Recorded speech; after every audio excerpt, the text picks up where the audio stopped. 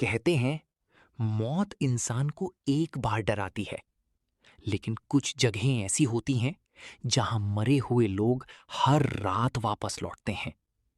और उस रात हरिदास ने अपनी आंखों से वो देखा जिसे देखने के बाद कोई इंसान जिंदा नहीं बचा।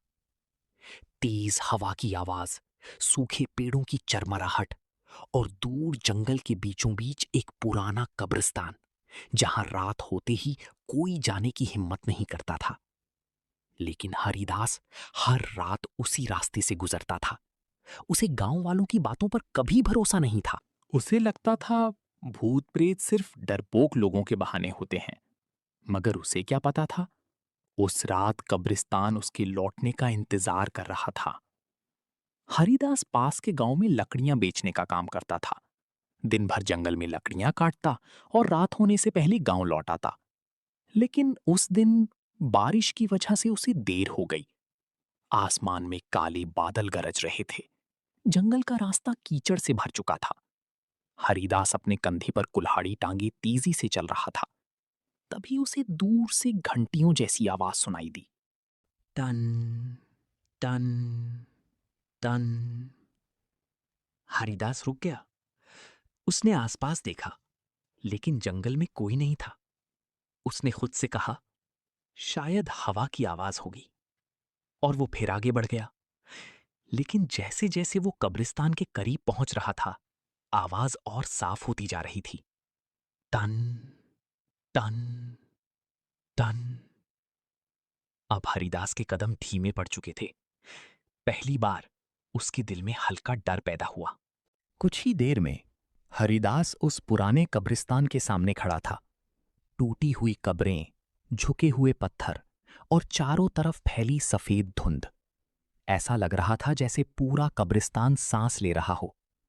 गांव वालों का कहना था, सालों पहले यहां एक तांत्रिक को जिंदा दफना दिया गया था और उसकी आत्मा आज भी इस कब्रिस्तान में भटकती है। हरिदास इन बातों पर हंसता था, लेकिन उस रात उसकी हंसी गायब हो चुकी थी। अचानक कब्रिस्तान के अंदर से किसी औरत के रोने की आवाज आई, धीमी, दर्द भरी। हरिदास ने कांपते हुए आवाज लगाई, "क- कौन है वहां?" लेकिन जवाब में सिर्फ ठंडी हवा चली। और तभी एक कब्र के पीछे से सफेद साड़ी पहने एक औरत धीरे धीरे दिखाई दी। उसके बाल पूरे चेहरे पर फैले थे और उसके पैर उल्टे थे। हरिदास का गला सूख चुका था। उसने डर के मारे पीछे कदम बढ़ाए, लेकिन तभी वो औरत अचानक गायब हो गई। पूरा कब्रिस्तान एकदम शांत हो गया। इतना शांत कि हरिदास अपनी धड़कन ही सुन सकता था। धक धक धक। अचानक उसके पीछे से किसी ने फुसफुसा कर कहा, हरिदास। उसकी रीढ़ में सिहरन दौड़ गई। वो धीरे धीरे पीछे मुड़ा, लेकिन वहां कोई नहीं था। तभी जमीन के अंदर से किसी के हाथ बाहर निकलने लगे।